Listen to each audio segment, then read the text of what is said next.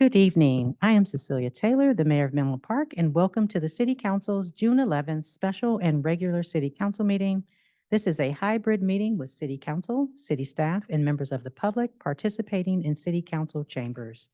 Please note, public comment speaker time may be limited to 2 minutes if there are more than 10 speakers on one item. First, I would like to do roll call and introduce City Council members and staff present. Vice Mayor Drew Combs, City Council members Betsy Nash and Jen Willison.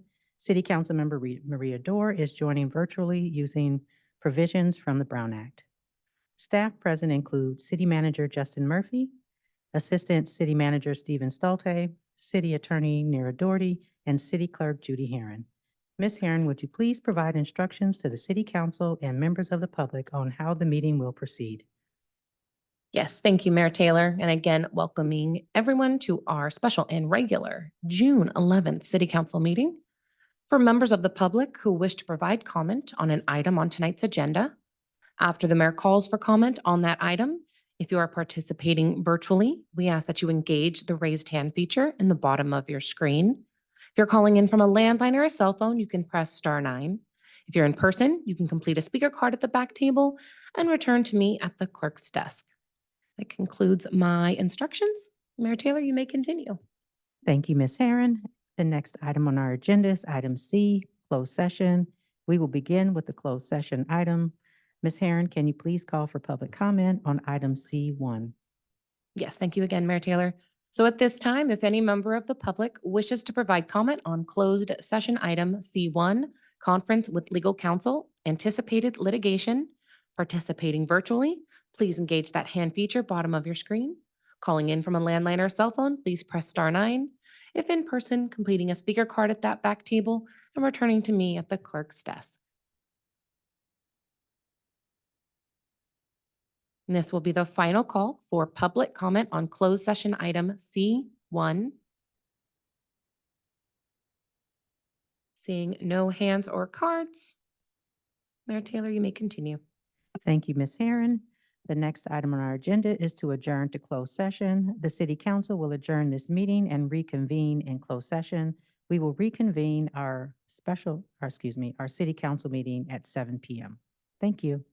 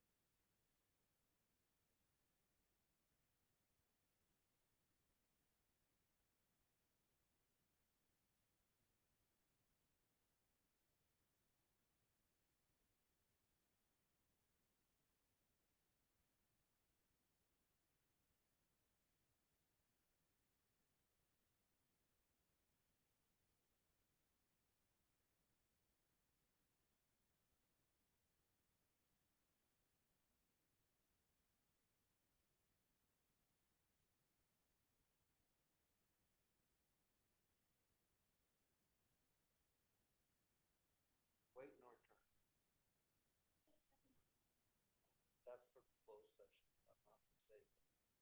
6. Then at 7. You want to talk? She has a card for you to fill out.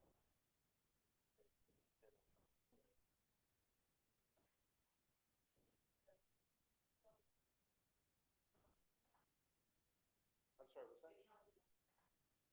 Oh, I thought it was at 6.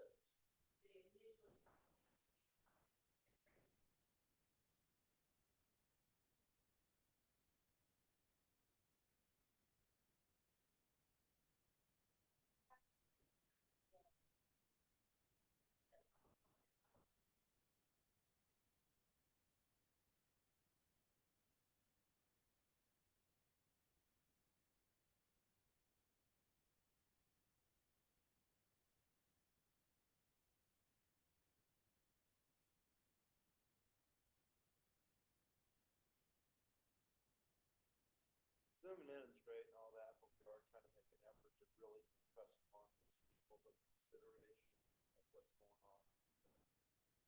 Last time I sat 2.5 hours watching more stuff, not complaining, but I got to do this as part of my job down to get something done.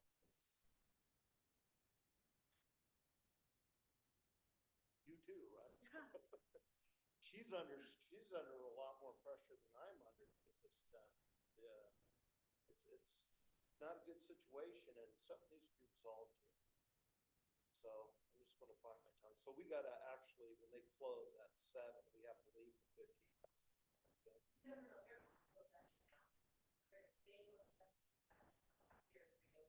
Oh, I thought the closed session was happening.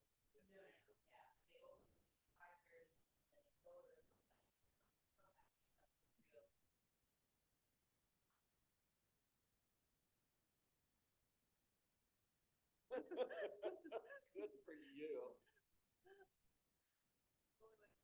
What's this agenda? I don't remember. Yeah, right. Okay, so it's okay.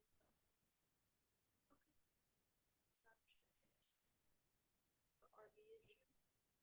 I just put RVs camp out for it, but yeah, RV issue on encampment.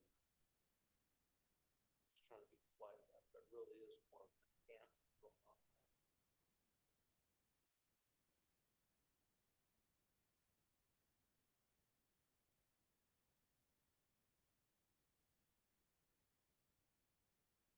Print out that thing lawyers sent.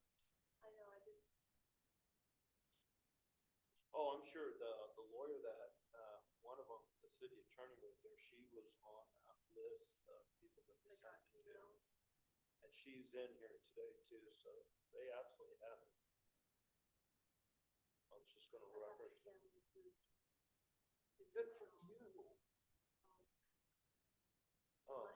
Anything and everything's going to make it better. It's just a matter of being diligent on.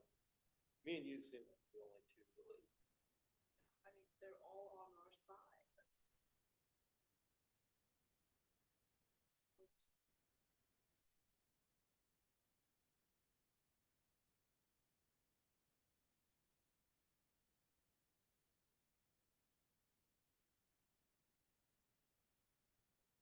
Not of them, but we have kids that can talk off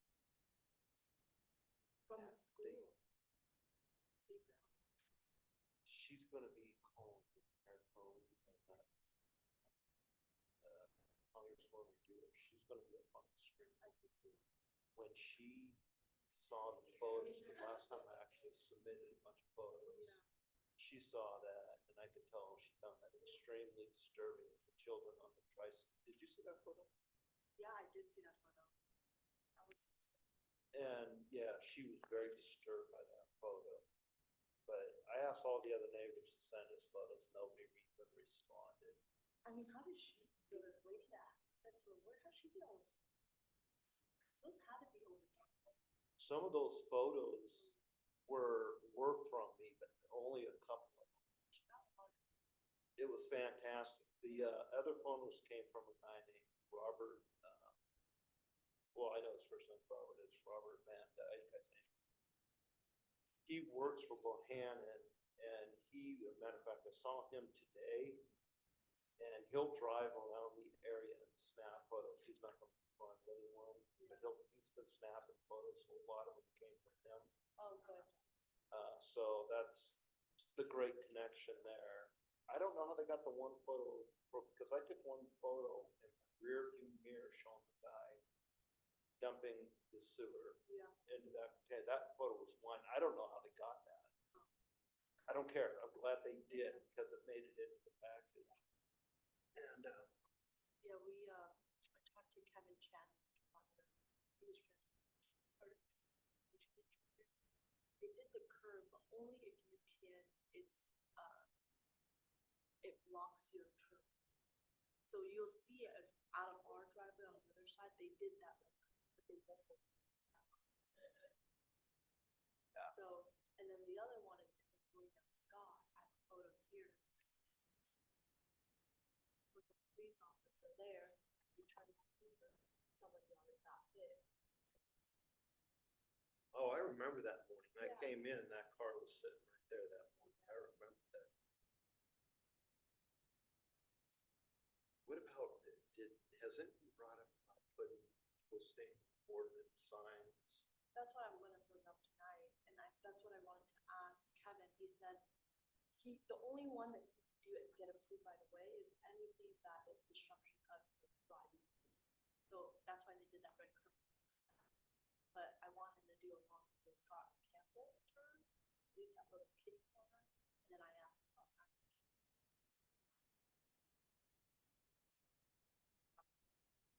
If you're gonna submit those, she might make photocopies. Okay. She'll tell you. I don't wanna talk like I know.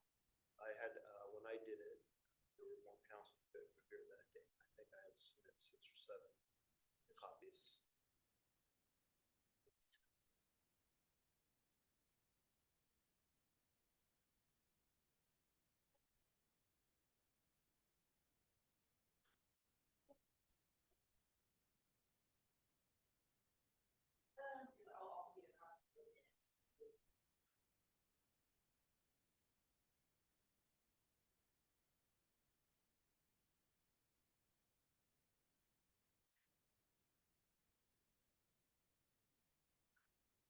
Am I the first speaker on that? Yes. She can go first. I've already spoken. I've already been here. I'm just gonna say ditto to everything she's, what's that? You got it. No, I've already.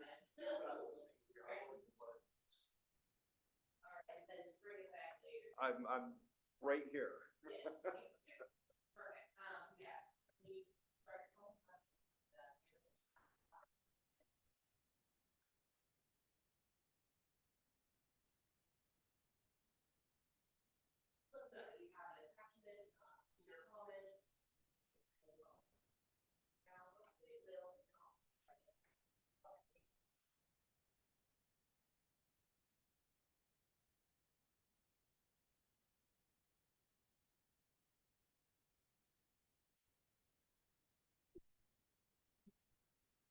Hey, matter of fact, we're hoping to get some of the rules on Campbell Avenue enforced. So, we're there.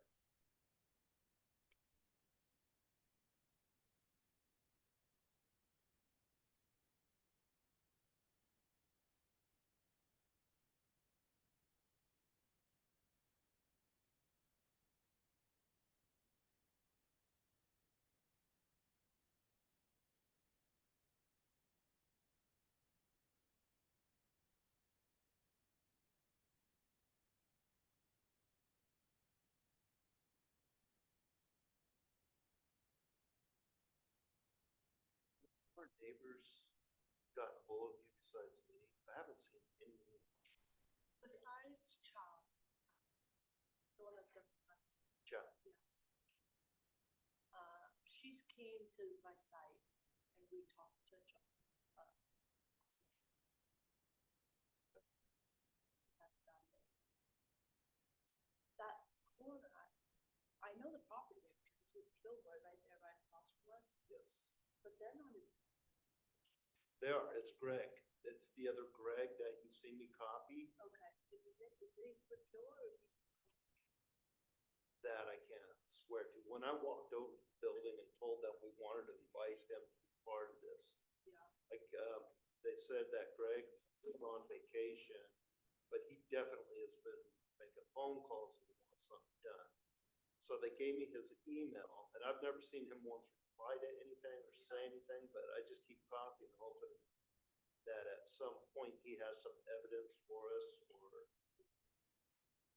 show up here or whatever the case may be. That was one thing I should have done today too, is just remind everybody to call in.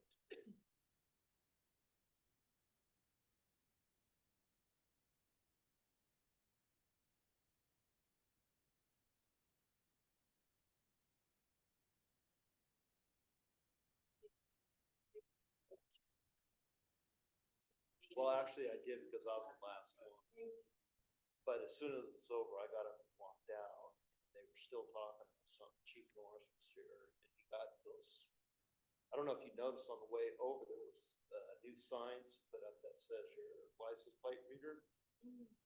So, I saw the presentation. yeah, so he did that. Well, on the way over here, he probably came the same way I did. You go up Marsh and then you go on to Middlefield. Right there, intersection, there's a sign that says there's license plate readers there. So they were able to get that accomplished from the time I was here last time. But my overall thing was, as soon as I got up and walked down, Chief Norris stopped right outside the door. But that was still the. That was when things were breaking up, and there was still stuff going on inside here. There was still stuff, but I walked out, he walked out right behind me. And what he had told me straight out was, we know you've been given a lot of answers, but there's nothing that can be done. But he wanted to reassure me because something can be done. Just keep going. So that's where we're at. They have for a while. Really? They've been monitored. They've got cameras out there monitoring, I guess, or for them, their personal protection or whatnot. But they got generators in the street. Oh, you know it all. You've seen it. It's an eyesore every morning when I drive in and look at it. Now all the brokers are all called, it's their site. They're now on top of it. They are on, and that is even worse. It was bad enough that they're on Campbell, but trying to get out onto Scott Boulevard right now is absolutely a white knucklet to get down, to make that turn, because you can't see anyone coming from going towards the freeway direction on Scott. So like they're trying to get on the freeway. Those campers all have that whole area blocked, and you gotta kind of go out there slow and let you get hit. You have, We do. and it's recorded. They're motion cameras, so something's gotta move.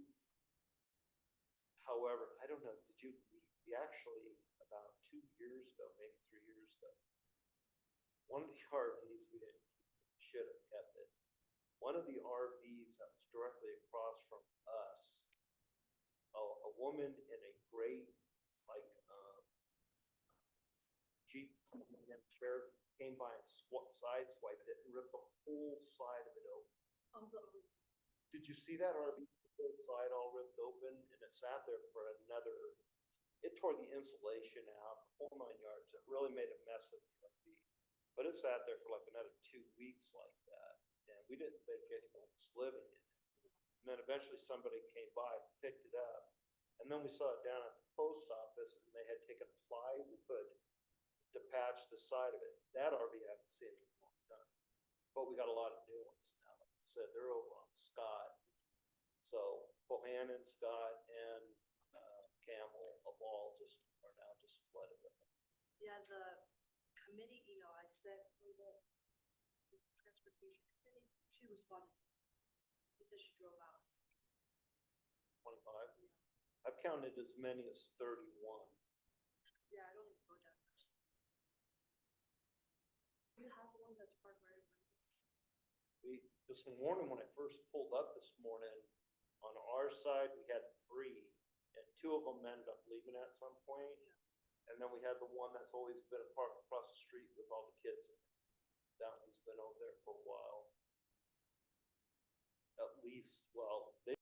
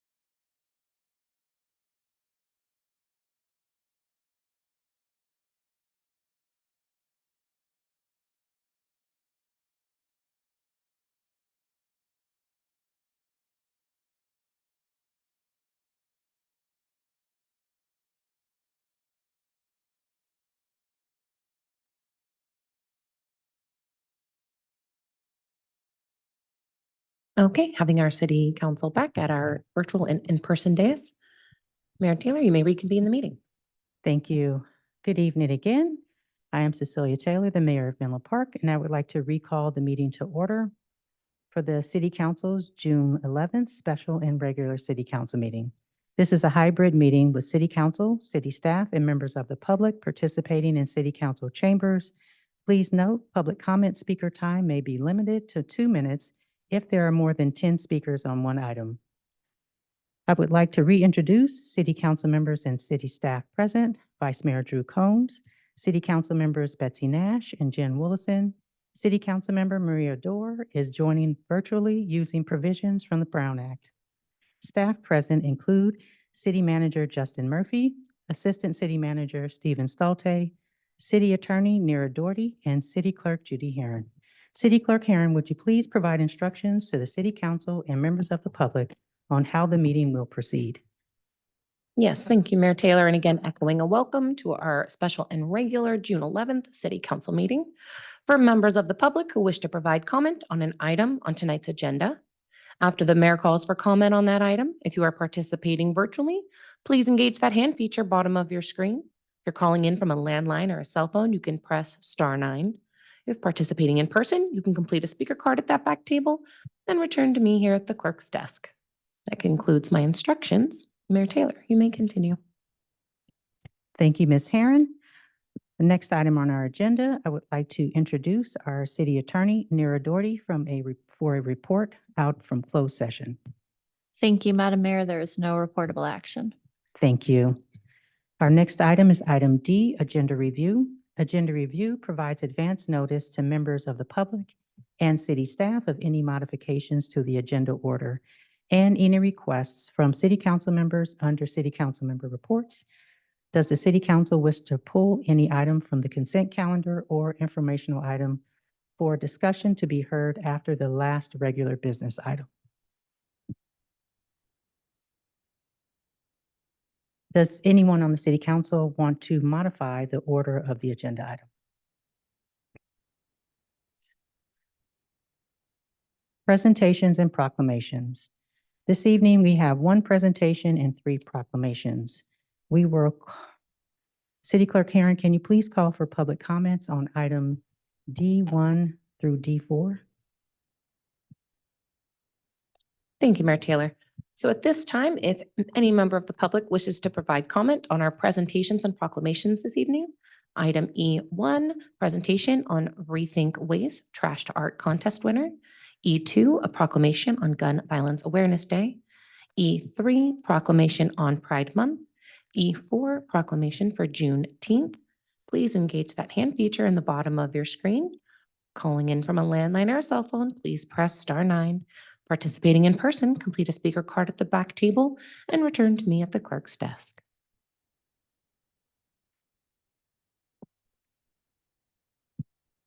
And this will be the final call for public comment on our presentations and proclamations, items E1 through E4.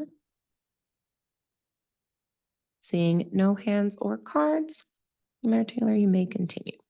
Thank you, Ms. Herron. First, we will start with our proclamation, E2, Gun Violence Awareness Day. The first Friday in June is recognized as National Gun Violence Awareness Day.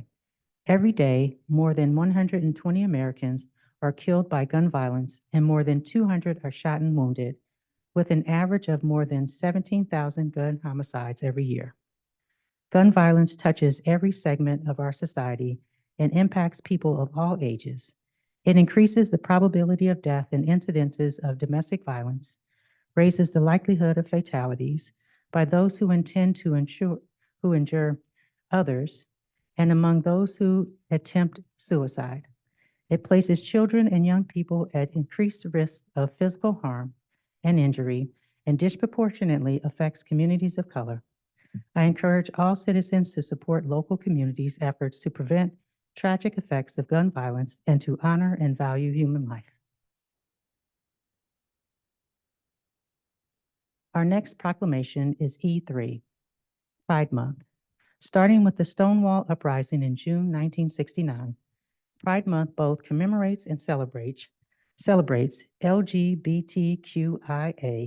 plus activism and culture through the years.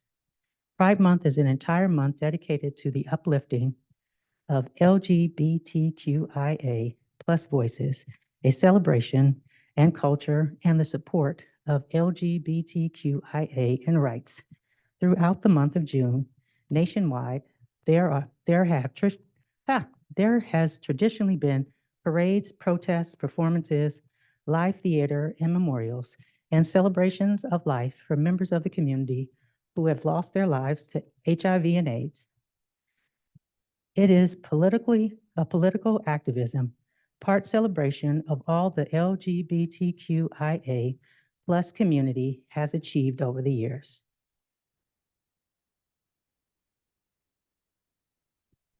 Our next proclamation is E4, Juneteenth. Juneteenth celebrates the end of slavery in the United States. It is also known as Emancipation Day, Freedom Day, Jubilee Day, Juneteenth Independence Day, and Black Independence Day. On June 19, 1865, nearly 2 years after President Abraham Lincoln emancipated enslaved Africans in America, Union troops arrived in Galveston Bay, Texas, with news of freedom. The original observances included prayer meetings and the singing of spirituals, and celebrants wore new clothes as a way of representing their newfound freedom.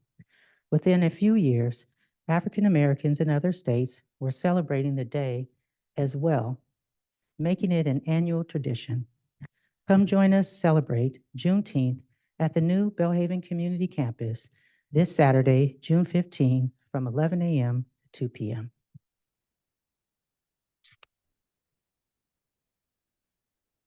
Thank you, Mayor Taylor. For item E1, I do not believe our contest winner has arrived just yet. So if we would like to continue on into the agenda, I can flag when Anya has arrived. Thank you. Thank you. Our next agenda item is public comment. Under public comment, the public may address the City Council on any subject not listed on the agenda. Each speaker may address the City Council once under public comment for a limit of 3 minutes. In some instances, speaker time may be limited.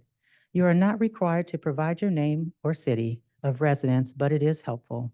The City Council cannot act on items not listed on the agenda. Therefore, the City Council cannot respond to non-agenda issues brought up under public comment other than to provide general information. Ms. Herron, can you please call for public comment on the consent calendar? I'm sorry, call for public comment under general public comment. Yes, thank you, Mayor Taylor. So at this time, if any member of the public would like to provide a comment for an item not on tonight's agenda, if you are participating virtually, please engage that hand feature bottom of your screen. Calling in from a landline, please press *9. If participating in person, you can complete a speaker card at the back table and return to me at the clerk's desk.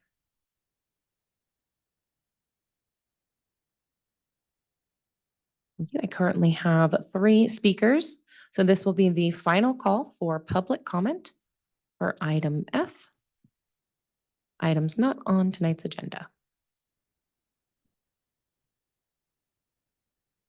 Okay, Mayor Taylor, we have a total of 3 speakers. Our first speaker will be Eileen Latman, followed by Greg Spears.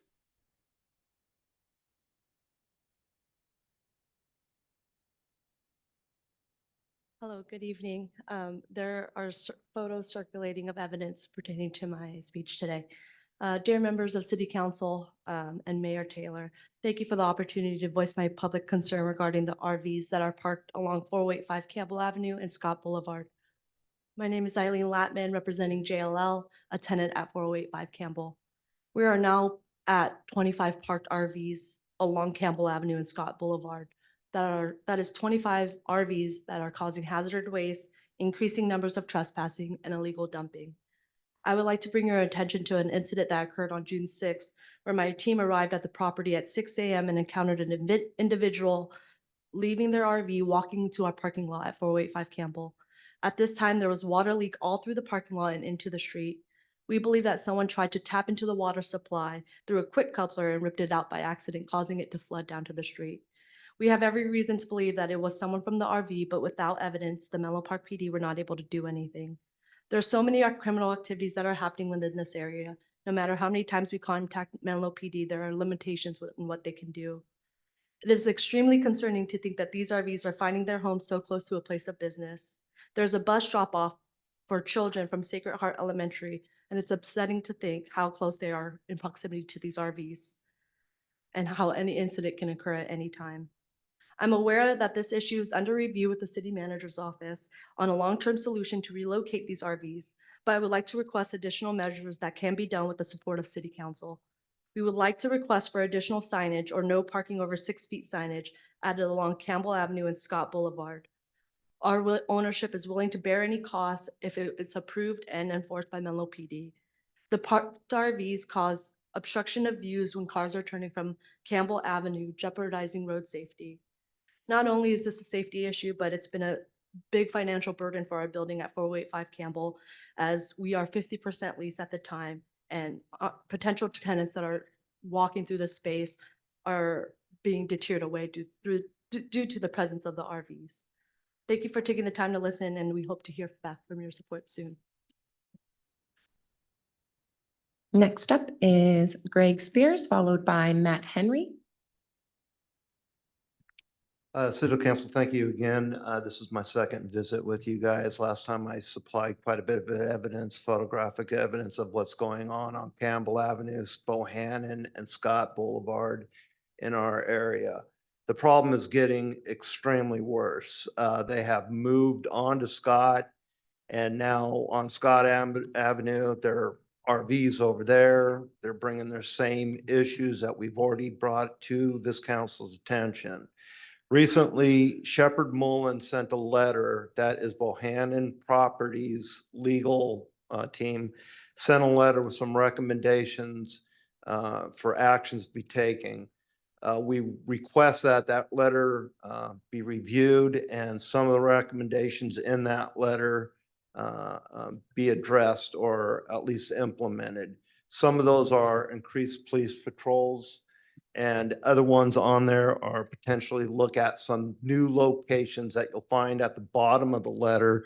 One of them being Burgess Park area, and the other one being Bedwell Bayfront Road. The legal team had went out, did a quick survey of those areas, and would find those much more convenient location for these RVs than being in this business park with their children.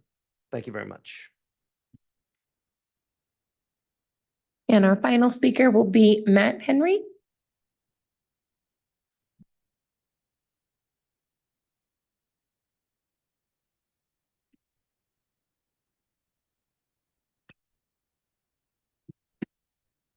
My name is Matt Henry, and I live in Menlo Park. I was not able to attend the opening ceremony of the Belhaven Community Campus last month, but I understand it was well attended. But I also understand there was no public acknowledgement of Meta's contribution to the financing, design, and construction of the campus, nor was any of the speakers in attendance. Now, it seems to me that a company that has contributed so much to this city, and especially to the Belhaven community since 2012, deserves at least a public thank you. I'm actually embarrassed that this city chose to remain silent about Meta's contribution. So, speaking as a past president of the Belhaven Neighborhood Association, and just a matter of common courtesy, I would like to personally thank Mark Zuckerberg, the Meta organization, for building a beautiful campus and for the many years they have continually invested in Belhaven in so many ways. Thank you.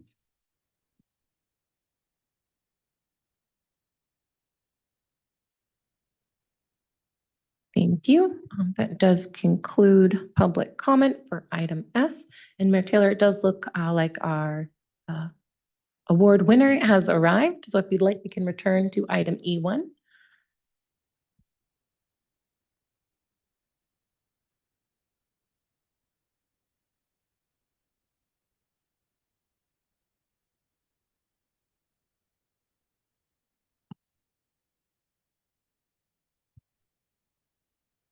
Yes. I was told that Miss Russell may be attending. Okay, so Miss Russell, if you are on Zoom, please go ahead and raise that hand feature so I can get you unmuted. And while I do that, we can bring up the art.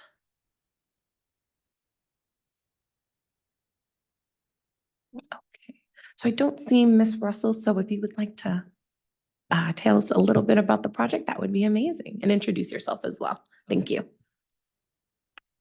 So I'm actually Sarath Mishra. I am Nanya's dad. She did all the work and the exhibit that won the prize at the RethinkWaste contest. Great, But let her speak about it and explain what she did. wonderful. And if you could get really close to the microphone. Thank you.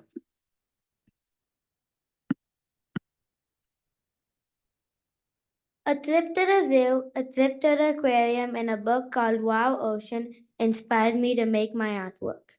I got my main idea when I went to the Junior Museum and Zoo, where there was an exhibit in which you peered through a hole and there was a certain habitat. I really wanted to make something similar. So that's why in my creation you are able to peer into boxes and see different ocean habitats. I got the idea of having a coral reef because I love fish and coral reefs are very colorful and pretty looking. I wanted something colorful and pretty looking in my artwork. I got the idea of a Monterey Bay habitat from when I went to the Monterey Bay Aquarium because I saw a kelp forest and octopus there. And when I think of octopus, I think of them on something. That's why I made the octopus cling to a fumarole. I got the idea of a deep sea when I looked in Wow Ocean, a book, and saw anglerfish. Then I added 2 anglerfish. Some squids live in the deep sea, so I added a squid. I was able to use mostly recycling and trash to make this exhibit. I saved some Girl Scout cookie boxes that I used for the different levels. Overall, I really enjoyed the process of making my exhibit. It was fun to make a 3D art project. Thank you.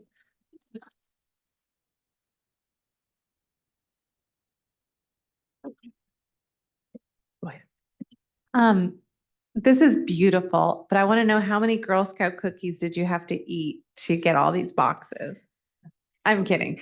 It's beautiful. I love all the different forms of inspiration you took from places you visited, from books you read, from the museums that you went to. And so we're so proud to have you in our city representing this magnificent piece of art that you created. So congratulations to you. Do we want to come down? Do they?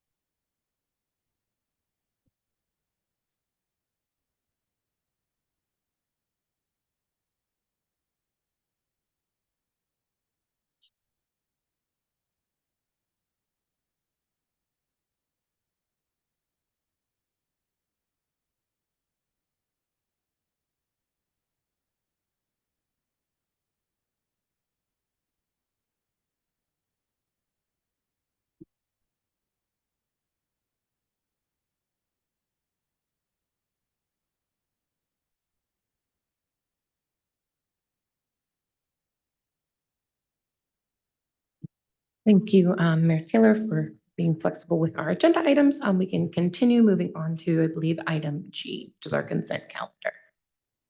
Thank you.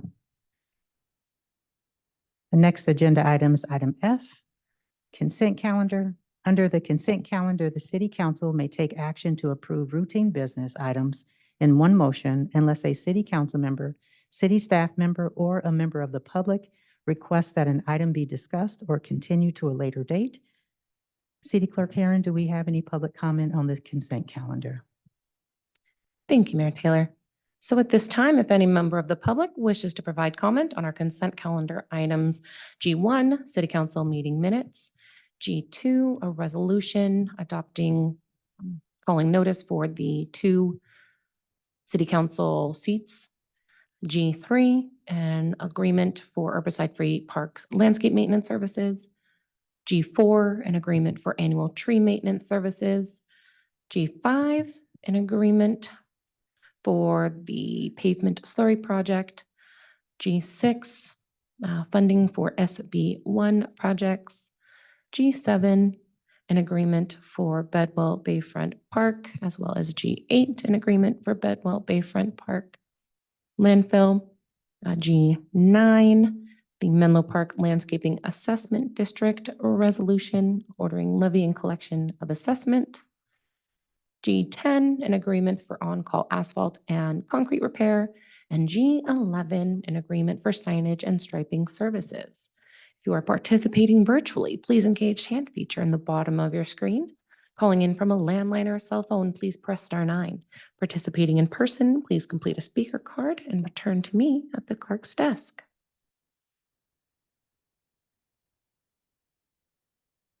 And this will be the final call for public comment on our consent calendar items G1 through G11.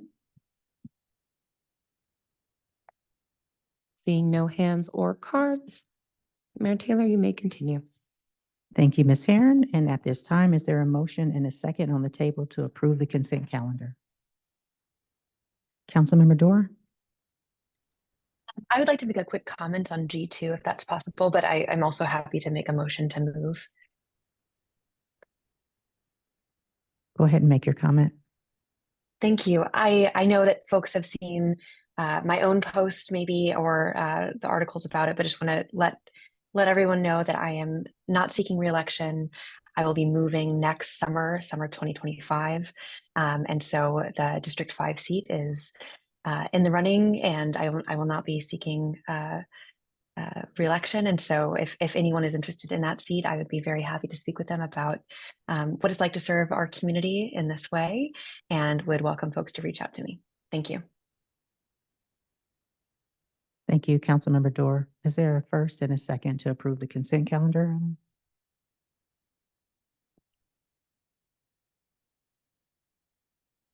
I'm happy to move. I will second. Thank you. So I have a motion on the floor by City Councilmember Dorr and a second by City Councilmember Nash to approve the consent calendar. Because we do have one virtual City Council member, we'll be doing roll call voting by commonly used first names. So City Councilmember Nash, Yes. Vice Mayor Combs, Yes. City Councilmember Woolison, Yes. City Councilmember Dorr, Yes. Mayor Taylor, Yes. and the motion passes unanimously. Thank you. Thank you. The next item on our agenda is item H, public hearing. Public hearings are a formal proceeding held in order to receive testimony from all interested parties on a proposed issue or action. The first public hearing is is on our proposed fiscal year 2024-2025 budget and capital improvement plan. Here to introduce this item is our Assistant Administrative Services Director, Jared Hansen.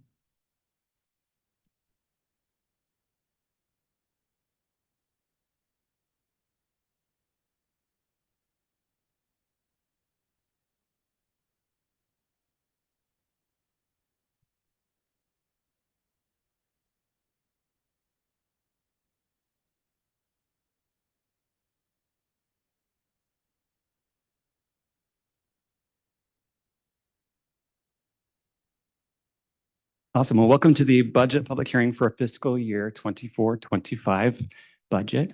I'm excited to be here today and to share with the City Council and members of the public the results of many months of hard work and analysis. First off, let's go over the agenda and outline of today's presentation. We'll talk about the budget team, give a brief update on the fiscal year 23-24 budget, talk through some of the City Council priorities, look at the proposed fiscal year 24-25 budget and assumptions, talk through the 5-year general fund forecast, review the capital improvement plan, and throughout we'll be discussing budget strategies, and then at the end, open up for questions. First off, budgeting is a team effort, and it can't be done without the hard work and contributions of the members of our budget team. And I just want to give a big shout out to everybody on this list. They've all put in many hours of hard work to get us to this point. And in addition to that, we have our budget contributors. Thanks to each of those, as well as to each department for the hard work that you put in getting us to this point. This has definitely been many months worth of hard work, and I'm very happy with where we're at this point. So as we begin planning for the budget, we first want to give you a quick update of the general funds budget for the fiscal year 23-24. And to help set the stage, we're going to start with the economic overview. Now, economic trends currently do not indicate that we're going to be in a recession, but they do primarily reflect an overall slowing of consumer spending. This, combined with higher interest rates, will restrain the economic growth in the upcoming years. And so as we start looking at the general fund, we can go to the next slide, please. At the year end, the general fund, based on current revenue and expenditure trends, is projected to have a surplus of $3.1 million. This is primarily due to savings from staff turnover and vacant positions, as well as slower spending from the reduced staff capacity. As we take a look at the general fund revenue trends over the past few years, fiscal year 21, we were in the middle of COVID. In 22, we started recovery from COVID. Fiscal 23, we received a large chunk of the ARPA revenue, American Rescue Plan Act revenue. Fiscal 24, we had the reduction of the utility users tax. And fiscal year 25, we no longer have the ARPA revenue. This has resulted in the revenues declining slightly over the past few years. But we've also made some changes on the expenditure side to follow those revenue trends. And that's what you'll see in this next slide is the expenditure trends. We have worked really hard as a city to align our expenditures with our revenues, and these have remained relatively flat over the past few years as we're building an efficient budget as possible. Now, as we begin the budget process, each department takes into consideration the city council priorities and the city council budget principles. Now, during the annual goal setting workshop on March 12th, the city council identified climate action, emergency and disaster preparedness, housing, and safe routes as priorities for the upcoming fiscal year. And departments have built these priorities into their budget through various ongoing and new initiatives.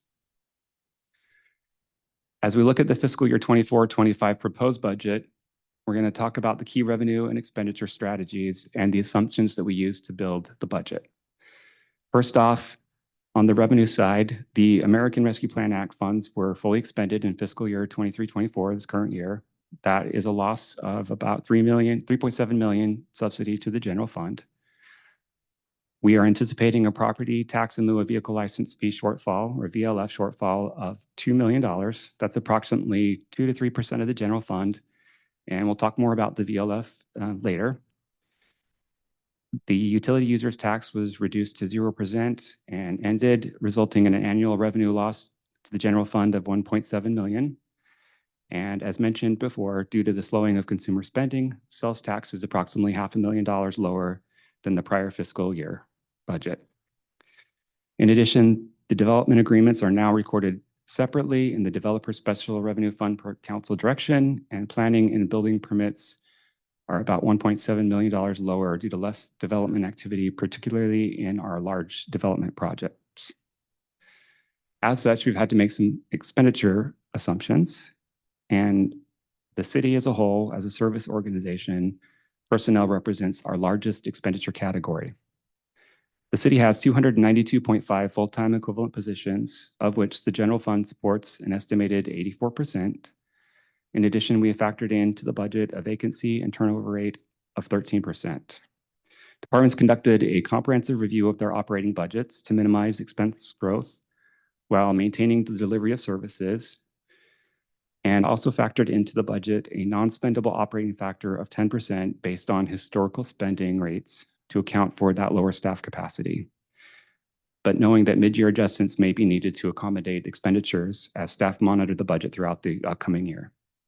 In addition, we've kept the transfer from the general fund for the capital improvement plan of $3.2 million, and as well as the additional CalPERS unfunded accrued liability payment of $1.1 million needed to match the 15-year amortization schedule, which is faster than the normal 20-year CalPERS schedule. As a result, the general fund budget, the proposed fiscal year 24-25 general fund budget has a deficit under $820,000, achieving operational efficiency while minimizing the use of reserves. The general fund ends fiscal year 24-25 with an unassigned fund balance of $10.7 million, while maintaining the minimum reserves of 15% for emergency contingency and of 20% for economic stabilization. Like many cities in San Mateo County, we're facing challenges in our general fund. So given these challenges, staff had limited the number of service level enhancements. Currently in the proposed budget is the addition of one part-time benefited overnight parking enforcement position of 0.5 FTE, and the addition of the flock fixed license plate readers based on City Council's direction from the May 7th study session. As we've evaluated these SLEs and incorporated them into the general fund, we've used that to then project our 5-year forecast. Next, we'll talk about the assumptions and strategies that help drive the 5-year forecast. First up is our property taxes, and overall property taxes are projected to grow at an average of 4.5% per year. Property tax includes the property tax in lieu of vehicle license fee, or VLF, and the Educational Revenue Augmentation Fund, or ERAF, which are used by the state for its obligation to pay VLF to cities.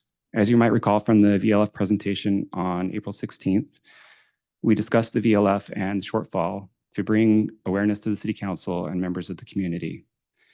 We've carefully considered both VLF and ERAF and how they relate to each other. So our proposal, our forecast, does not take a worst case approach, which would be to assume that the VLF shortfall is no longer backfilled by the state, nor does it take the best case approach, which would be to assume a full reimbursement annually. So given this uncertainty, we're assuming that the VLF shortfall is repaid 2 years in arrears, as historically been the case. For this current year, the governor's initial state budget and revised May budget did not include the VLF shortfall repayment due to the large projected deficit. However, the state legislature has now included the fiscal year 22-23 VLF shortfall in its proposed budget. This is not finalized and is subject to change and approval, and staff will continue to work with the county to advocate for full return of these local dollars and will continue to keep the council updated. Other revenue assumptions include the growth of our transient occupancy tax, or TOT, at an average of 3.4%, sales tax growth at an average of 2.6%, licenses and permits increasing an average of 3%, plus an additional increase of $500,000 for future large developments.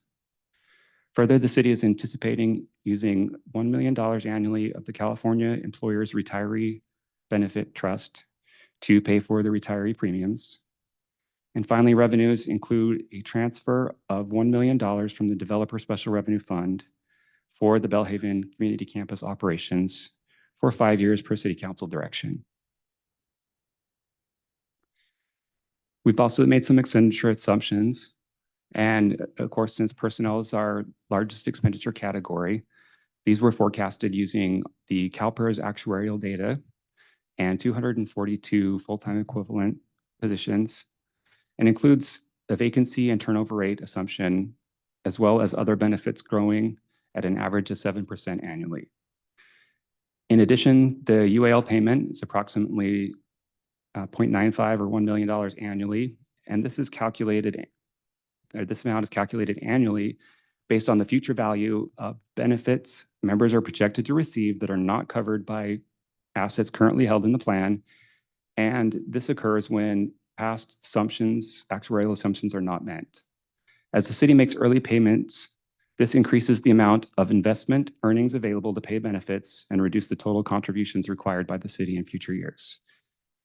However, making these additional payments will deplete the pension reserve by the end of fiscal year 25-26. Finally, on the expenditure side, the transfers for the CIP are approximately $3.2 million annually, and this is increased by an inflationary factor of 5% every 5 years. Since expenditure growth is outpacing the projected revenue growth in future years, the total fund balance for the general fund trends downward from $36.9 million in the proposed fiscal 24-25 budget to $6.8 million in fiscal year 29-30 forecast.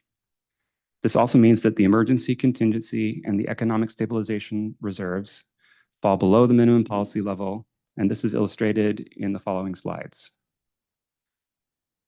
For the emergency contingency, the policy is a 15% minimum of general fund expenditures, and this falls below the minimum in fiscal year 26-27 and is no longer funded beginning in the 28-29 fiscal year. For the economic stabilization reserve, this is a 20% minimum policy and falls below the minimum in fiscal year 28-29 after the emergency contingency reserve has been depleted. So circling back to our proposed budget, we discussed the department initiatives and council priorities in more detail at the budget workshop on May 30th. And provided in the slides and in the packet was the summary of the budget by departments. This is further available for you on our OpenGov transparency portal, and you'll find more detail there. In addition to our operating budget, we also have a capital improvement plan. And this includes $97 million budget and 64 projects in 7 areas, including the city buildings and systems, the environment, parks and recreation, stormwater, streets and sidewalks, transportation, and water. Funding for these CIP comes from the special revenue funds, the General Capital Projects Fund, which includes the transfer from the general fund, that's averaged $4.7 million annually, the city's municipal water fund, and from grant reimbursements. Next steps in the budget process include the following. Staff's requesting direction from the City Council after considering the budget assumptions, the proposed budget, including the service level enhancements and the 5-year forecast. Feedback from the public hearing and received from the City Council will be incorporated into the proposed budget for adoption on June 25th. The proposed budget is available on the city's website at menlopark.gov/budget. And that concludes my presentation, and I'll open up for any questions at this time. Thank you for the presentation. Are there any clarifying questions from the city council? Councilmember Dorr, do you have any clarifying questions? Okay, would like to open the public hearing, and at this time, Ms. Herron, do we have any public comment? Thank you, Mayor Taylor. So at this time, if any member of the public would like to provide comment on public hearing item H1, public hearing on proposed fiscal year 2024-25 budget and capital improvement plan. If you are participating virtually, please engage that hand feature bottom of your screen. Calling in from a landline or a cell phone, please press *9. Participating in person, complete a speaker card at the back table and return to me at the clerk's desk.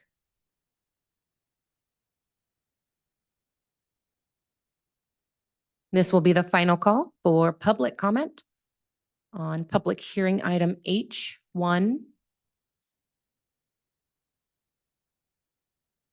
Seeing no hands or cards, Mayor Taylor, you may continue. Thank you, Ms. Herron. I will now close the public hearing and open up the discussion for city council. Councilmember Willison. Thank you, Mayor Taylor. Thank you so much to all members of staff who had a part in putting this budget together. I just want to do a little overview of how I'm thinking of the budget for members of the public, for myself, and then if I've got anything wrong, let me know. So the story is, this year we have a surplus of about 3 million. Our projected budget for next year, we're going to run a deficit of $900,000 or so.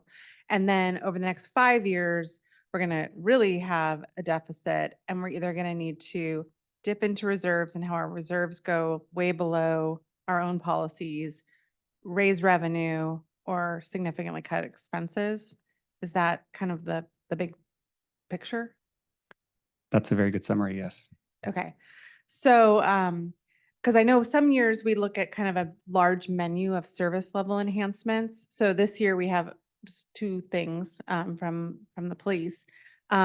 So is it that if we wanted anything else, it would require cuts in service? Like because the 3 point something we're going to transfer to the CIP, if we don't make that transfer and either use it for something else or save it for a rainy day because of our reserves are going down, then we're going to run the risk of eroding our infrastructure, and our roads will get worse, and it'll cost even more to pave them in the future. Is that accurate? Yeah, I believe that is a good summary as well. Yeah, Okay. and the surplus that we have for this year, the 3 million, is available for one-time uses. It's not an ongoing 3 million that we have. We are making some proposals to use that for the CIP. So I guess for Yes, residents who are that's looking, correct. Mhm. so for residents who are looking at those 2 reserve graphs and at the 5-year forecasts and saying, oh my gosh, there's a cliff coming, what help is on the way? Like what's our plan for the city? Because as city council, like the buck stops with us, and I just want to let people know kind of what the process is or how we anticipate addressing that situation going forward.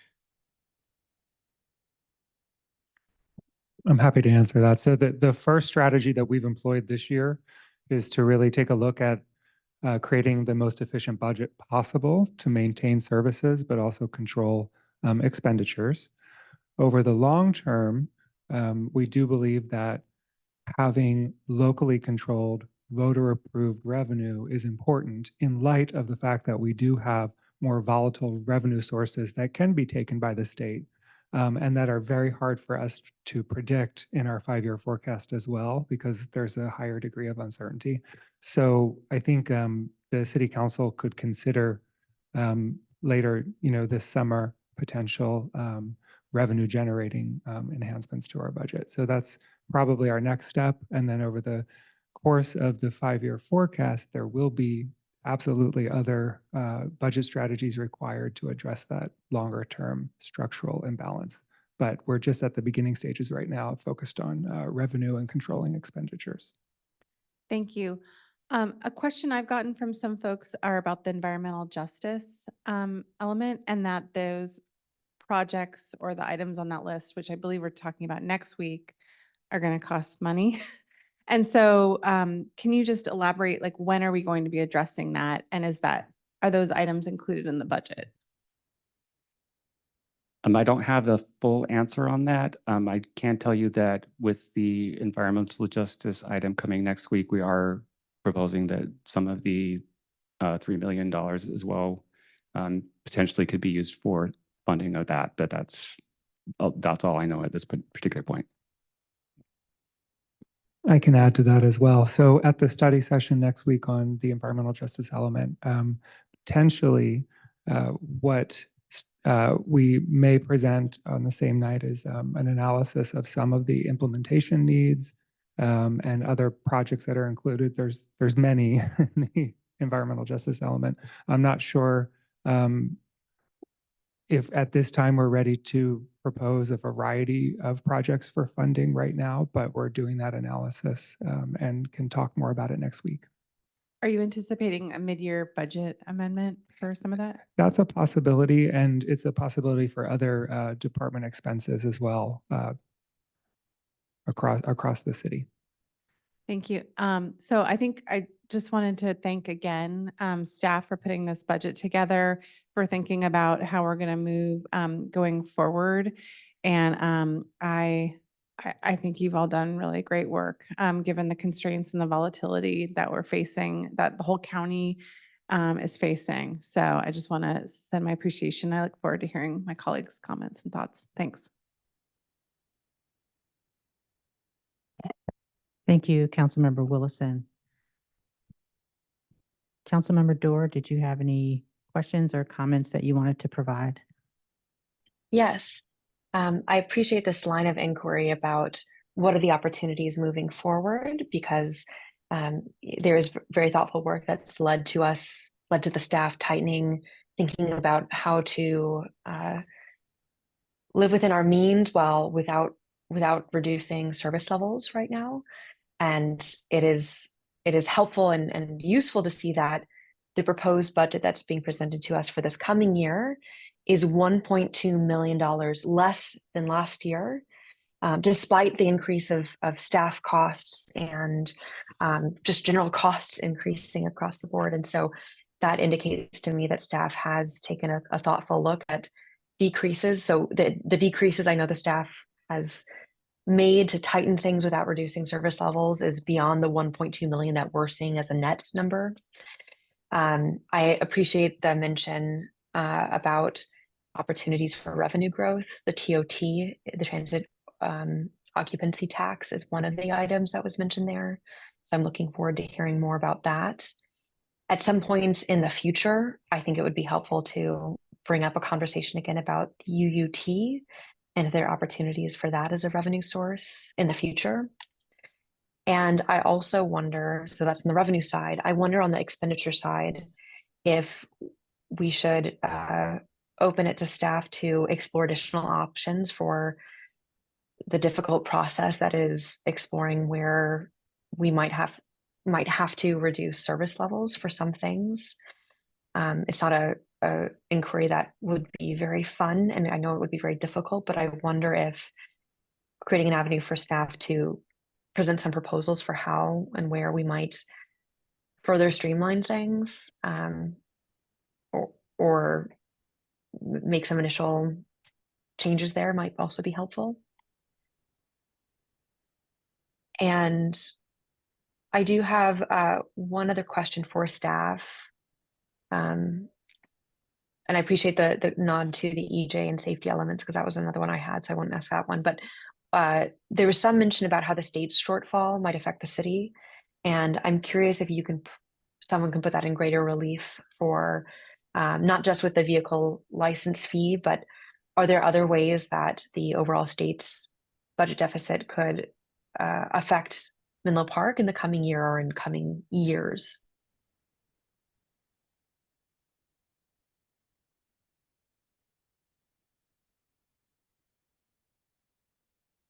I'm happy to take that question as well, and maybe finance staff have additional things to add. But there has been talk, we're monitoring the state's budget deficit, and there has been talk about cuts to potential funding sources for different topics statewide.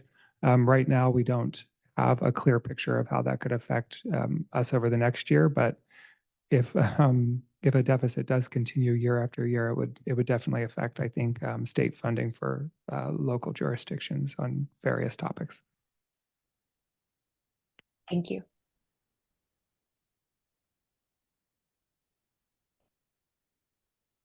Thank you, Councilmember Dorr. Vice Mayor Combs or Councilmember Nash, did you have anything else you wanted to add? I appreciate all the staff's work has been said, and all my colleagues' comments I agree with. And just want to note that in meetings with other city council members across the county, everyone is dealing with this, and it's really a vexing problem. And thank you for all your hard work on it. Thank you, Councilmember Nash. I have a couple things that I wanted to add. Just in the future, this doesn't have to happen for this budget cycle, but consideration for modernizing our business license tax. One, I have a couple items to add to CIP and also a funding source. And that is considering that Belhaven is a heat island, that there needs to be some additional coverage for Kelly Field, and then also some areas of the Belhaven Community Campus. And the funding source for that could either be community amenities or the Bayfront Mitigation Fund. The next item is considering we are talking about the environmental justice element next Tuesday. I would like to identify one of the funding sources for it as the Bayfront Mitigation Fund for a few of the projects. And then hopefully with a grant writer on staff, we will be able to potentially have matching funds for any opportunities that come to the city to help fund some of those projects in it.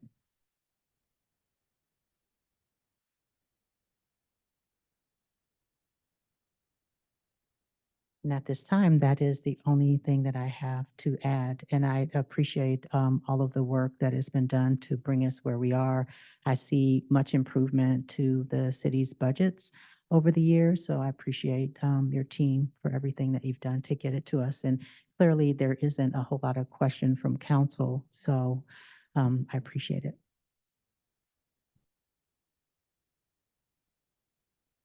And if there isn't anything else to add, right, we can close the hearing and you all have enough direction from City Council.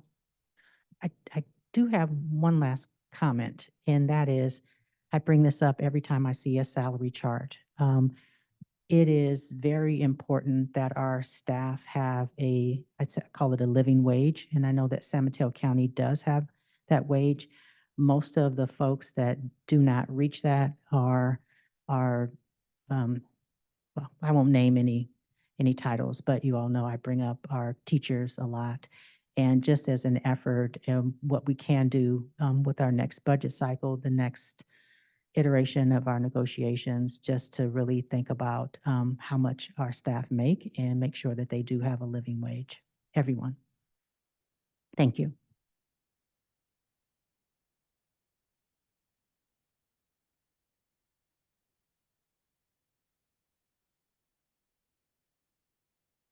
City Manager Murphy, I'm looking at you just to see if you needed anything additional from the City Council. Thank you very much, Mayor, for giving me the opportunity. I'm just like cross-checking to make sure that we've got what we need for this evening, but I think we do. We look forward to next week's meeting on environmental justice, then bringing the budget forward for adoption on the 25th with the feedback that we received tonight. Thank you.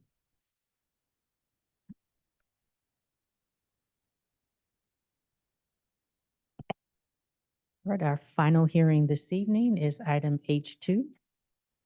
Consider a resolution affirming a proposed in lieu fee payment that satisfies the requirement to provide community amenities for a proposed bonus level development project of approximately 228,398 square feet in the LSB Life Science Bonus Zoning District located at 985 and 1005 O'Brien Drive and 1320 Willow Road. Here to introduce this item is our senior planner, Chris Turner.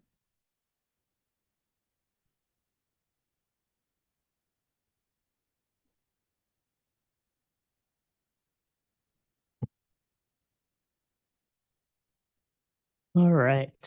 Thank you, Mayor Taylor and council members. So tonight we are discussing the community amenities proposal for a bonus level life science research and development project at 1005 O'Brien and 1320 Willow Road. Next slide, please.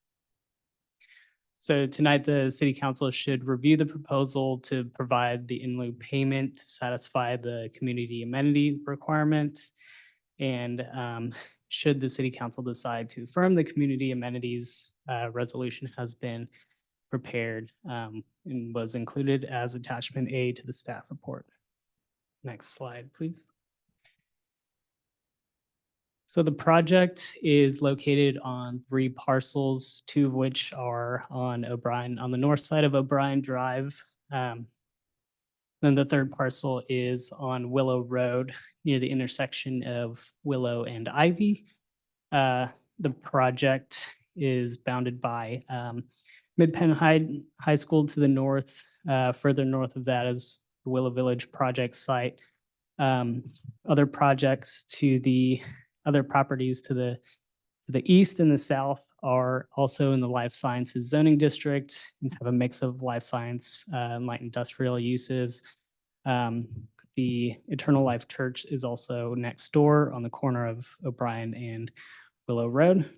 So the project would be a phased approach, would generally consist of demolition of the existing 3 buildings, some reworking of property lines in a merger to create 2 lots where there were 3, and then construction of approximately 150,000 square foot life science building and 4 stories of a parking structure in phase 1. And then the second building is approximately 74,000 square feet, would come in phase 2, along with an additional 2 stories of the parking structure. Next slide, please. So the project is proposed as a bonus level development. So the LS bonus district allows for bonus level projects to increase the permitted height and floor area ratio in return for community amenities to be provided. So the maximum floor area ratio could be increased to 1.25, and the maximum height and average height could be increased to 120 feet and 77.5 feet respectively, which includes a 10-foot increase for properties located in the FEMA flood zones. So this project has a proposed maximum height of 101 feet. That would be the 1005 O'Brien building, and then an overall weighted average height of about 74.1 feet. And then table 1 here shows the proposed floor area ratio. The total project would be about 228,000 square feet for an FAR of 1.24. Next slide, please. So in August of last year, the City Council approved updated community amenity implementing regulations and appraisal instructions. So these updates sought to clarify the process by which the value of the bonus GFA is determined, and then that determines the value of the required community amenity. So the applicant or the appraisal not the appraisal, sorry. The implementing regulations go into a lot of detail about the process. But generally, the applicant submits an appraisal analyzing the bonus level gross floor area. City then conducts its own separate appraisal, and then the appraisals are compared. And there's a couple different outcomes. If the appraised values are within 10% of each other, the midpoint is determined to be the appraised value. If the values differ by more than 10%, the applicant has a couple options. They can either amend their appraisal to be within 10%, or a third-party appraisal is conducted. Next slide, please. So in this case, the applicant and the city appraisals differed by more than 10% of the lower valued appraisal, which was the applicant's appraisal. The applicant opted to amend their appraisal to be within 10% of the city appraisal. So then that came up with a final appraised value of about $29.8 million, which is the value of the bonus level gross floor area. And then the applicant is required to provide a community amenity valued at 50% of that value, which comes out to about $14.9 million in this case. Next slide, please. So the applicant submits a community amenity proposal, an initial community amenity proposal. The applicant can satisfy the requirement in a couple ways.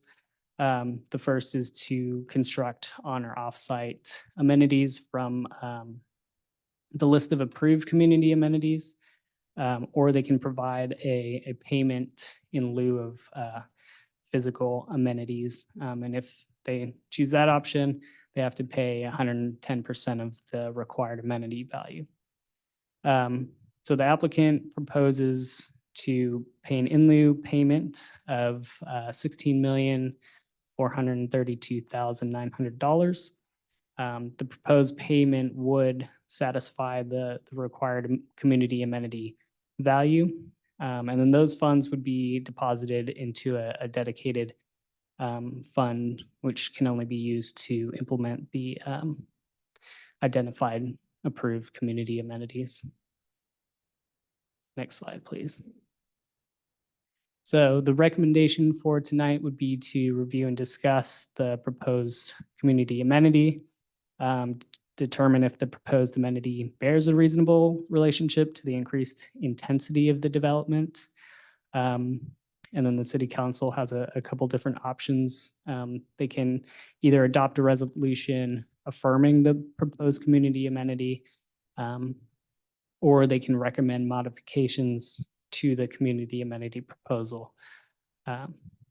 Finally, the action tonight is not an endorsement of the project and does not indicate city council's intent to approve the project in any way. Next slides, please. So the next steps for the project, generally, environmental impact report is being prepared, which is anticipated to be released this summer, the draft EIR, and then the overall project is anticipated to be brought for final actions in either the fall or winter of this year, early next year. And with that, I'm open for questions. We also have representatives from the applicant team if questions arise that are better suited for them. Thank you for the presentation. Are there any clarifying questions from city council members? Any questions of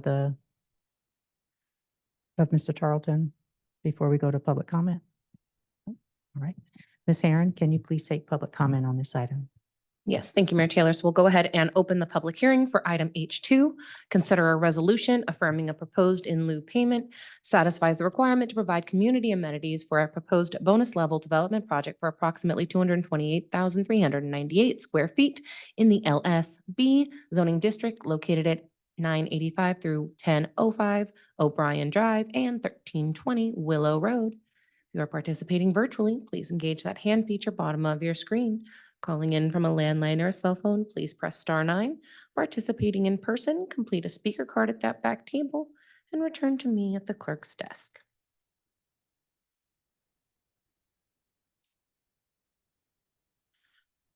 Currently have one speaker, so this will be the final call for public comment on our public hearing item H2.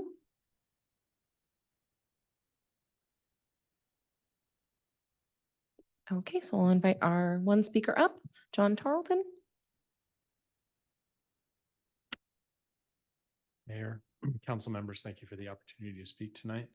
Thank you, staff, for all your hard work on this. Let's see, a couple of things.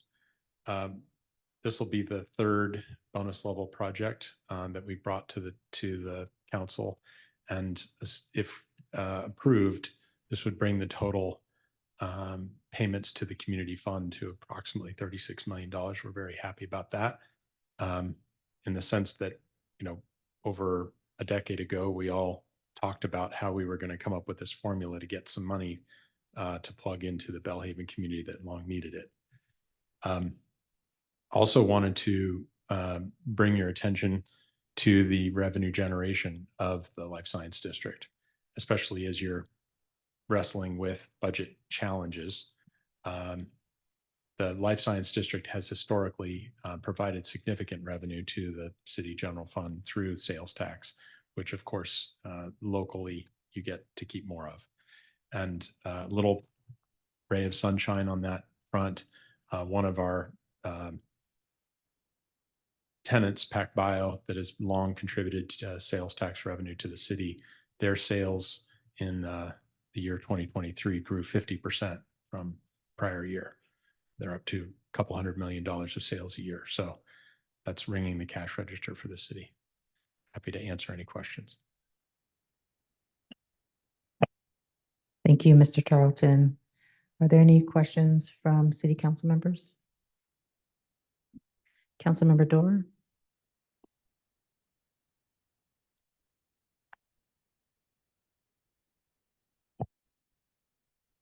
Thank you. Councilmember Nash, do you have any questions? So I do not have questions at this time, but I would like to add something to the resolution when we get to that stage.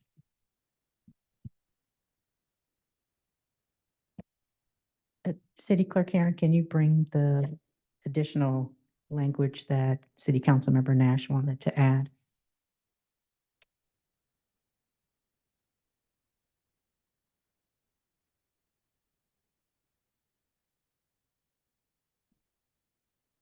So it's essentially just appreciating, as Community Development Planner Chris Turner said, this does not in any way imply that we are approving the project, and I just wanted that noted in the resolution. Thank you. And I guess the other thing that I would note is that this is the first time we've actually had the new process, and Mr. Tarleton chose to go through the new community and amenity process. And thank you.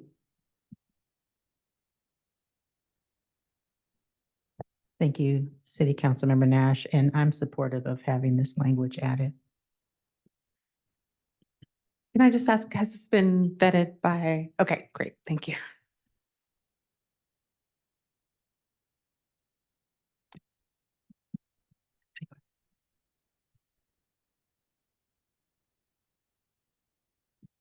Mr. Turner, just wanted to ask this one question, and that is when is there the opportunity, if anyone wanted to comment or had questions about the project? in a public hearing setting or just generally? In general. Yeah, City Hall is open. Anybody can come in and look at plans. I'm available for questions at any time. They can contact me about the project, either via email, phone, or in City Hall. I can make myself available. Thank you. And at this time, since the hearing is closed, I'll entertain a motion. I will move to approve with the additional text. I'm happy to second. Thank you. So I have a motion on the floor by City Councilmember Willison and a second by City Councilmember Nash to adopt a resolution affirming that the in-lieu payment satisfies the community amenity requirement for the proposed project with the additional language prepared by City Councilmember Nash. Any further City Council question or discussion? Seeing none, by roll call vote, City Councilmember Nash, Yes. Vice Mayor Combs, Yes. City Councilmember Willison, Yes. City Councilmember Doer, Yes. Mayor Taylor, Yes. and the motion passes unanimously. Thank you. Thank you. Our next item is item I, regular business. Under regular business, the city council considers recommendations from city staff on policy matters or administrative actions that require city council approval.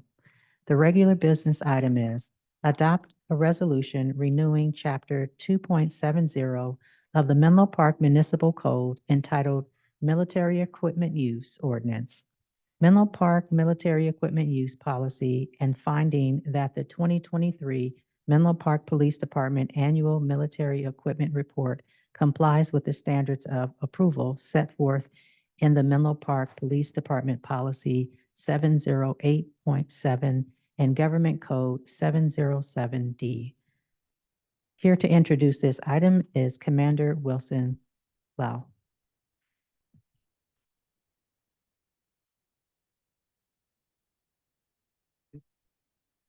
All right, test. All right. Good evening, esteemed council members. My name is Wilson Lau. I'm the operations commander for our amazing police department. We can go to slide 1, please. And we're there. Okay, so Assembly Bill 481 requires a governing body to annually review our ordinance. Today, I humbly request you to adopt a resolution renewing the Menlo Park Municipal Code entitled Military Equipment Use Ordinance, the Menlo Park Military Equipment Use Policy, and find that the Menlo Park Police Department's annual military equipment report complies with policy. I do believe all of you are familiar with this from last year. There is no request to acquire additional equipment other than the need to maintain and replenish our inventory as needed. Next slide, please. So Government Code 7070 defines the type of equipment that is considered military equipment. The Menlo Park Police Department does not possess any tactical equipment from the military. We do have a couple of items that fall into the military equipment definition, the same items from last year listed in the military equipment report in attachment D. Lastly, we do have police officers, a part of the regional SWAT team, that have access to additional items that's listed in attachment F. However, none of those items were purchased by or stored here at the Menlo Park Police Department. Next slide, please. In 2023, we had one deployment. I want to point out a clerical error on the staff report, first page, second paragraph. We indicated that there were no incidents in 2023. Apologies for any inconvenience. And this annual military equipment report not only fulfills the obligations set forth in Assembly Bill 481 and our policy, it also reaffirms the commitment the Menlo Park Police Department has to transparency with our community and elected officials. And with that, I'm here to take any questions. Thank you, Commander. And we have a clarifying question from Councilmember Willison. Hi, Commander Lau. It's good to see you in council chambers. Welcome.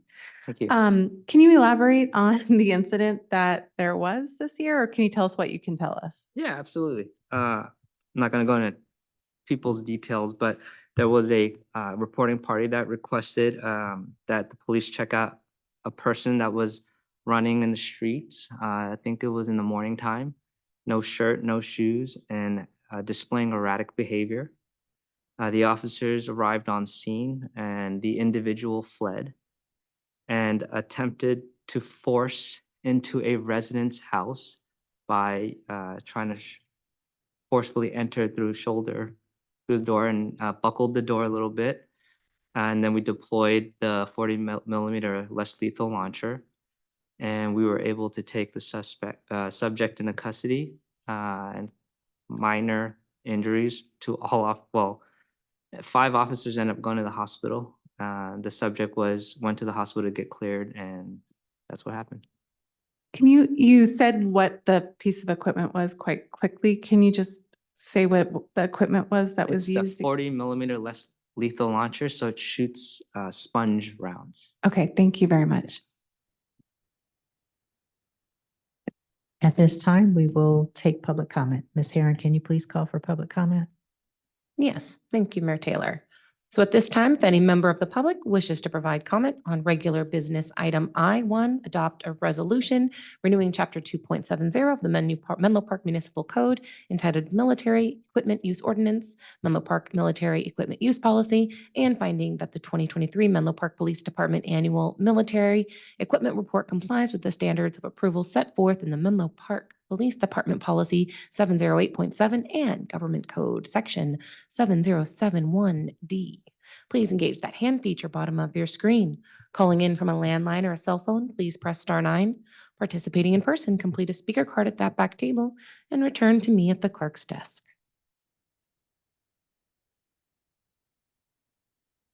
And this will be the final call for public comment on regular business item I1. Seeing no hands or cards, Mayor Taylor, you may continue. Thank you, City Clerk Herron. And at this time, I'm bringing it back to the dais. If there are no additional questions for our commander, I will entertain a motion. I'm happy to move the resolution, which renews the military equipment use ordinance and other associated items. I'll second. Thank you. So I have a motion on the floor by City Councilmember Willison and a second by Vice Mayor Combs to adopt a resolution renewing Chapter 2.70 of the Menlo Park Municipal Code entitled Military Equipment Use Ordinance, Menlo Park Military Equipment Use Policy, and finding that the 2023 Menlo Park Police Department Annual Military Equipment Report complies with the standards of approval set forth in the Menlo Park Police Department Policy 708.7 and Government Code Section 707D. Any further City Council question or discussion? Seeing none, by roll call vote, City Councilmember Nash, Yes. Vice Mayor Combs, Yes. City Councilmember Willison, Yes. City Councilmember Doer, Yes. Mayor Taylor. Yes. The motion passes unanimously. Thank you. Thank you, Commander. Our next item is item J, informational items. Informational items are transmitted to the City Council in staff's effort to provide an update on matters of importance to the City Council. Informational items are not action items. However, a City Council member, city staff member, or a member of the public may request to make a comment or ask questions on any of the informational items. City Clerk Herron, do we have any public comment on this item? Thank you, Mayor Taylor. So at this time, if any member of the public wishes to provide comment on informational items, J1, City Council Agenda Topics, J2, Update on City Council Procedures Manual, please engage that hand feature bottom of your screen. Calling in from a landline or cell phone, *9. Participating in person, completing a speaker card at the back table and returning to me at the clerk's desk. Final call for public comment on our informational items J1 and J2. Seeing no hands or cards, Mayor Taylor, you may continue. Thank you. Are there any questions from City Council members on any of the information items?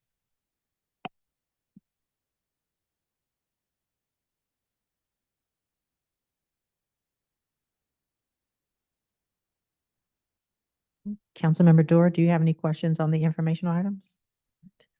Moving on to item J. Oh, no, that's the informational items. Moving on to item K, City Manager's Report. City Manager Murphy, do you have any report outs?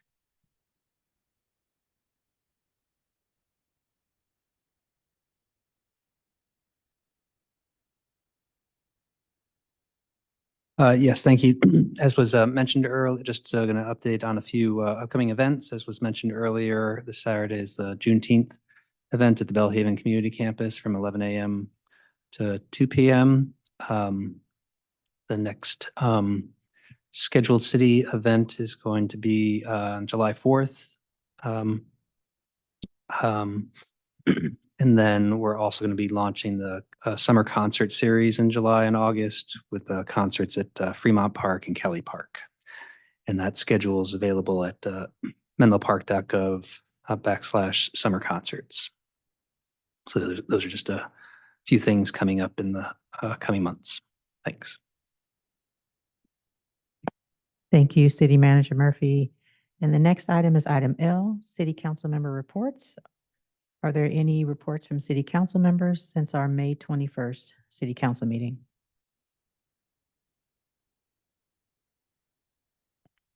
Councilmember Nash? Thank you. So I attended a Peninsula Clean Energy Board meeting, and at the meeting, we approved the establishment of a rate stabilization fund, which will be very helpful to keep the rates more stable as we proceed over the years. And also approval of the development of an in-house customer contact center, which provide enhanced customer service, both with current service, just with the programs we currently have and the billing and answering questions, but also it's really exciting because it'll provide more capacity as we add additional customer programs, which includes our home electrification. So there will be more customer care. Thank you. Councilmember Willison? Thank you, Mayor Taylor. I wanted to update the council and the community on a follow-up meeting that took place, I think it was last week, with Caltrain. As you may remember, I think it was the last meeting, I'm getting all my dates confused. Rob Bernard from Caltrain was here. We were discussing the memo of understanding with Caltrain, and there were concerns raised about the escalating costs. So a follow-up meeting was held between myself, Mr. Bernard, Lori Lowe, who's the government relations contact at Caltrain, and then two of our fabulous staff, Ms. Nagaya and Ms. Mitch from Public Works. And we discussed these rising soft costs, kind of the difference between the soft costs and the contingency budget, and outlined kind of what our phased approach is going to be in more detail. And I felt that Caltrain does understand, the importance of this and how detrimental humongous costs would be to our community. So I just wanted to let you all know about this follow-up meeting.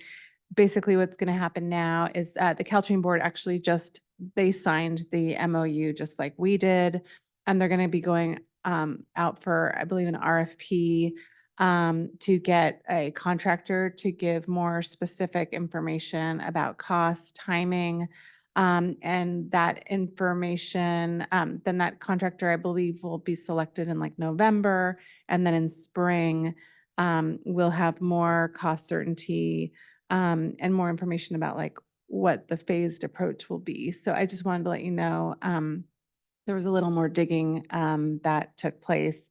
I'm still nervous. I don't think we're out of the woods, but we all thought that was a productive step. So yes, Councilmember Nash. So I just wanted to clarify, I've had several questions. Actually, I think this is just a general clarification, that we have not decided to proceed with the project itself yet with the large price tag. What this is doing is just nailing down some of the costs and getting a better feel for what the actual costs would be.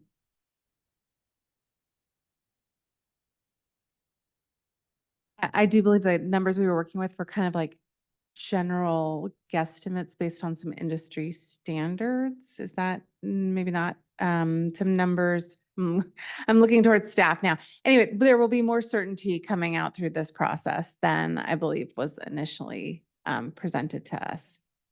And we haven't, that's why it's going to be this phased approach. So we will have multiple touch points to check in on. I'm seeing Vice Mayor Combs with some eye contact. Well, just a question, since with this project, and totally, yes, the council's not voted to approve it, but we did receive contributions for another entity in relation to this project.